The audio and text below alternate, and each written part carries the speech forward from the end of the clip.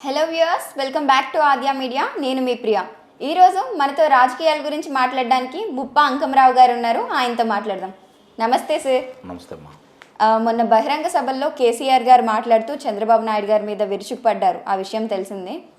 అప్పట్లో ఏపీలో తెలంగాణలో 1 ఎకరం కొంటే ఏపీలో 5 ఎకరాలు కొనేవారు. ఇప్పుడు తెలంగాణలో 1 ఎకరం కొంటే ఏపీలో 50 ఎకరాలు కొనగలుగుతున్నారు. ఇది మన శత్రువులు చంద్రబాబు నాయుడు గారు చెప్పారు. ఆయన అధికారంలో ఉన్నప్పుడు జరగలేదు, ఇది నేను అధికారంలో ఉన్నప్పుడు జరిగింది అన్నారు. అలానే అప్పట్లో ఏపీ తెలంగాణ విడిపోవద్దు అన్న మన శత్రువులే ఇప్పుడు తెలంగాణలో అధికారంలోకి రావాలనుకుంటున్నారు ప్రజలు అంటూ మాట్లాడారు. దాని గురించి మీరేమంటారు? ఇప్పుడు ఆయన ఉదాహరించడమే చంద్రబాబు నాయుడు గారితో మాట్లాడటం జరిగింది. చంద్రబాబు నాయుడు గారు ప్రస్తావన తీసుకురావడం కూడా జరిగింది. ఇప్పుడు ఆయనే చెప్పాడు కదా, చంద్రబాబు నాయుడు గారు అధికారంలో ఉన్నప్పుడు అక్కడ 1 ఎకరం అమ్ముకుంటే ఇక్కడ 10 ఎకరాలు కొంటున్నాడని ఆయనే చెప్పాడు కదా.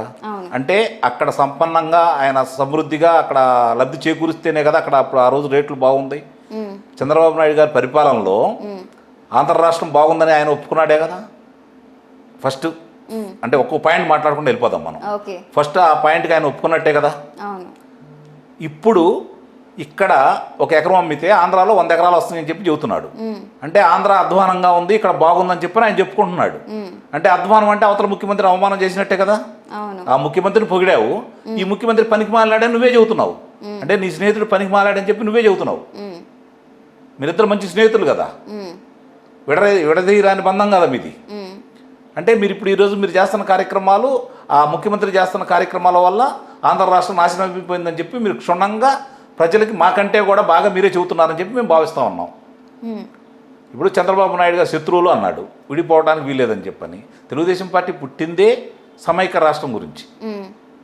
రామారావు గారు ఆ రోజు సినిమా పాటే పెట్టాడు దాని గురించి. దానికి రచించింది కూడా సి నారాయణ రెడ్డి గారు, తెలంగాణ వ్యక్తి.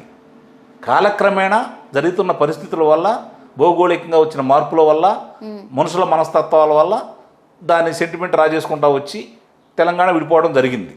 మంచిదే. మళ్ళీ ఇప్పుడు ఎందుకు మాట్లాడుతున్నారు మీరు బీఆర్ఎస్ అని పెట్టారు, భారతీయ రాష్ట్ర సమితి అని పెట్టారు. అంటే తెలంగాణ వాదాన్ని వదిలేశారు. మళ్ళీ ఈరోజు ఎలక్షన్ వస్తున్నాయి కాబట్టి దాన్ని మళ్ళీ రగల్చాలని ప్రయత్నం చేస్తున్నారని చెప్పి భావిస్తానే ఉన్నాం. అంటే మళ్ళీ సెంటిమెంట్ రెచ్చగొట్టి మళ్ళీ అధికారంలో రావాలని మీరు ప్రయత్నం చేస్తున్నారు. రాజకీయంగా మీ ఎత్తును మీరు వేస్తున్నారు. దాని గురించి మేము తప్పట్ల. కానీ ఈ సెంటిమెంట్ని మళ్ళీ రగల్చడం మాత్రం కరెక్ట్ కాదని చెప్పని మా అభిప్రాయం. ఈ విషయం మీద స్పందిస్తూ రేవంత్ రెడ్డి గారు కూడా కౌంటర్ ఇచ్చారు. దాని గురించి ఏమంటారు? రేవంత్ రెడ్డి గారు అదే ఇప్పుడు ఆయన ఇచ్చింది కూడా ఇదే కదా. ఈ రోజు మళ్ళీ ఎన్నికలు రాబోతున్నాయి కాబట్టి ఎన్నికలు లబ్ధి పొందడం కోసం మళ్ళీ ఈ సెంటిమెంట్ని రగల్చాలని చెప్పి ప్రయత్నం చేస్తున్నాడు. మళ్ళీ అన్నదమ్ముల్లా ఉన్న వాళ్ళని ఇట్లా రెచ్చగొట్టి లబ్ధి పొందాలని చెప్పి ఈయన ప్రయత్నం చేస్తున్నాడు. అది కరెక్ట్ కాదు. 9 సంవత్సరాలు ముఖ్యమంత్రిగా ఉన్న మీరు ఆ మాటలు మాట్లాడకుండా ఉండటం ధర్మం అని చెప్పి మేము భావిస్తానే ఉన్నాం. కాసేపు మనం జనసేన నాయకుడు పవన్ కళ్యాణ్ గారి గురించి కానీ మాట్లాడుకున్నట్లయితే, మనసా వాచా కర్మన ప్రజాక్షేమం కోసం అంటూ వారాహి యాగాన్ని స్టార్ట్ చేశారు. వారాహి యాగం గురించి మీరేమంటారు? ఇప్పుడు ఆయన రాజకీయ పార్టీ అధ్యక్షుడు కాబట్టి భవిష్యత్తులో మరి నేను అన్నాడు కదా, నేను ముఖ్యమంత్రి కావాలనుకుంటున్నాను, మీరందరూ నాకు ఓట్లు వేస్తే ముఖ్యమంత్రిని అవుతానని చెప్పి ఆయన అంటున్నాడు కాబట్టి, ముఖ్యమంత్రి కావాలనే కోరిక ఆయన ఉంది కాబట్టి, వారాహి యాత్ర మొదలుపెట్టాడు కాబట్టి, వారాహి వాహనం తీసుకొని యాత్ర మొదలుపెట్టాడు కాబట్టి, స్పందన కూడా ఉభయ గోదావరి జిల్లాలో బాగానే ఉంది కాబట్టి, ఈ యాత్ర పూర్తయిన తర్వాత దాని గురించి మనం మాట్లాడుకుందాం, ఎట్లా ఉంది ఏందనేది. ఓ రాజకీయ పార్టీ అధ్యక్షుడిగా ఆయన అధికార పీఠం ఎక్కాలని కోరుకోవడం తప్పైతే కాదు కదా. కానీ ఇంతకుముందు గతంలో నేను అధికారంలోకి రావాలనుకోవట్లేదు, ఇంకా నాకంత అధికారం తీసుకునే ఆ బాధ్యతలు నేను ఇంకా నిర్వహించలేను అని గతంలో ఆయనే అన్నప్పుడు, ఇప్పుడు నాకు అధికారం ఇవ్వండి, నేను ముఖ్యమంత్రిని అవుతాను అని ఇలా కన్ఫ్యూజన్ స్టేట్మెంట్స్ పాస్ చేయడం దేనికి? అదే ఆయన కన్ఫ్యూజ్లో ఉన్నారని అర్థమవుతుంది. కానీ క్లారిటీతో మాట్లాడుతున్నాడే నాకు అర్థమవుతుంది. ఎందుకంటే ఆయన గోలు ఏంటంటే ప్రస్తుతం వైఎస్ఆర్సీపీ పార్టీని అధికారం నుంచి దించడం అనేది ఆయన కార్యక్రమం.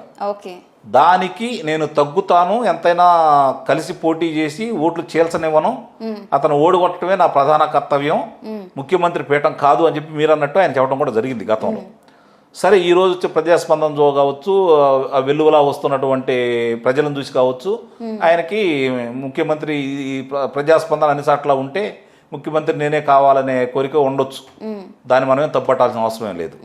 కానీ ఆయన ఒకే ఒక్క కారణం మీద అందరం కలిసి అయినా సరే జగన్ గారిని మళ్ళీ ముఖ్యమంత్రి చేయటం, ఆయన రాకూడదు అనే ఒక వైఎస్ఆర్సీపీ రాకూడదు అనే ఒకే ఒక్క కార్యక్రమంతో బయలుదేరాడు కాబట్టి మరి ఆయన వ్యూహంతో మాట్లాడా లేకపోతే వచ్చిన ప్రజల స్పందన చూసి ఆనందంతో మాట్లాడా ఆవేశంతో మాట్లాడా అనేది కొన్ని రోజులు పోతే కానీ మనకు అర్థం కాదు.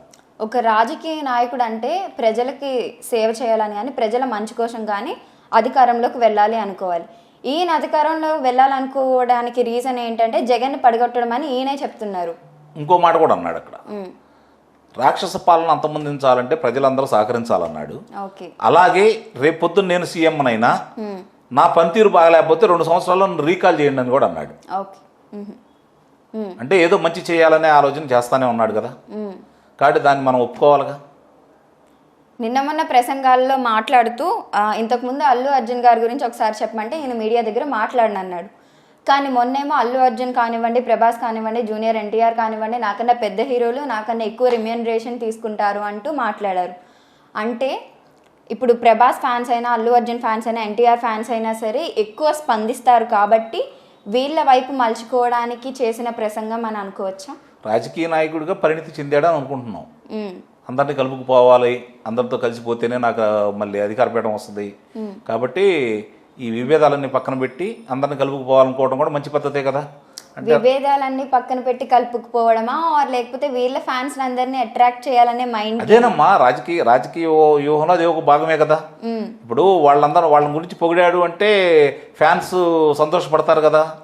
సంతోషపడి ఈయన సపోర్ట్ చేస్తే ఈయన అనుకున్న ఫలితం సాధిస్తాడు కదా. కాబట్టి అది రాజకీయ వ్యూహంలో భాగంగానే, అంటే పరిణితి చెందాడు. ఇంత ముందులాగా ముఖ్యుడిగా మాట్లాడకుండా కొంచెం పరిణితి చెంది మాట్లాడుతున్నాడని భావిస్తూనే ఉంది. కొన్ని ఆయన ప్రసంగాల్లో ఇప్పుడు చూసుకుంటా ఉంటే, వారాహి యాత్ర మొదలుపెట్టిన తర్వాత ప్రసంగాల్లో చూసుకుంటా ఉంటే కొంత మార్పు ఉంది ఆయనలో. ఆ మార్పు ఏకైక లక్ష్యం వైఎస్ఆర్సీపీ అధికారంలో రాకూడదు, జగన్ మళ్ళీ ముఖ్యమంత్రి కాకూడదు. దానికోసం ఆయన ముందడుగేశాడు, వెళ్ళిపోతున్నాడు జనంలోకి. వీళ్ళ యొక్క రాక్షస పాలన గురించి జనానికి వివరిస్తున్నాడు. అట్లానే అట్ సేమ్ టైం ఆయన సినిమా నటుడు కాబట్టి తన తోటి నటినటుల గురించి కూడా మాట్లాడుకుంటూ వాళ్ళ మద్దతు కూడా పొందే ప్రయత్నం చేస్తున్నాడు. మంచిదే, అది సత్ఫలితం కనుక వస్తే మంచిదే కదా. అది మంచిదే. అయితే పవన్ కళ్యాణ్ గారు ఇప్పుడు 2 పడవల మీద అడిగేస్తారు కదా, అప్పుడే ఎట్లా అనుకుంటాం, అప్పుడే ఎట్లా అనుకుంటాం. ఇప్పుడు ఆయన భారతీయ జనతా పార్టీతో కలిసి ఉన్నాడు, మీ ఇద్దరం కలిసేనా వాళ్ళు అనుకుంటున్నారు. మరి అట్లానే ఇప్పుడు బయలుదేరాడు, వాళ్ళిద్దరు కలిసి ప్రయాణం చేయట్లేదు. కలిసి ఉండాలని మాత్రమే చెప్పుకుంటున్నారు తప్ప ఆ పార్టీ వాళ్ళు ఈ పార్టీ వాళ్ళు చెప్పుకుంటున్నారు తప్ప కలిసి ప్రయాణం చేయట్లేదు. ఎవరు విడివిడిగానే చేసుకుంటా వస్తున్నారు. ఇప్పుడు ఆయన పొత్తులు ఉంటాయని ఒకరోజు అన్నాడు, పొత్తులు ఇదన్నా నన్నే ముఖ్యమంత్రిని చేయని అన్నాడు. అది ఎందుకు అన్నాడు ఏంటనేది కొన్ని రోజులు అయితే కానీ బయటికి రాదు, ఏ ఉద్దేశంతో అన్నాడు అనేది. కానీ ఆయన ఉద్దేశం ఒకటి మాత్రం మనం అందరూ హర్షించదగ్గ విషయం ఏంటంటే, ఈ జగన్మోహన్ రెడ్డి గారి పరిపాలన నుంచి రాష్ట్రాన్ని విముక్తి కల్పించాలనే ధ్యేయంతో నేను బయలుదేరాను అని చెప్పి ఆయన చెబుతున్నాడు. కాబట్టి దానికి మనం మద్దతు తెలపాలి. మనం కాదు, అందరూ మద్దతు తెలపమంటే జనాలు కొడతారు. తెలపాలి కదా, నచ్చని వాళ్ళు మద్దతు తెలుపుతారు. జనం ఇష్టానికి వదిలేద్దాం. అది. Thank you so much sir. So చూసారు కదా, ఇది ఇవాల్టి ట్రెండింగ్ న్యూస్. మరిన్ని ఇంట్రెస్టింగ్ న్యూస్తో మళ్ళీ మీ ముందుంటుంది ఆద్య మీడియా.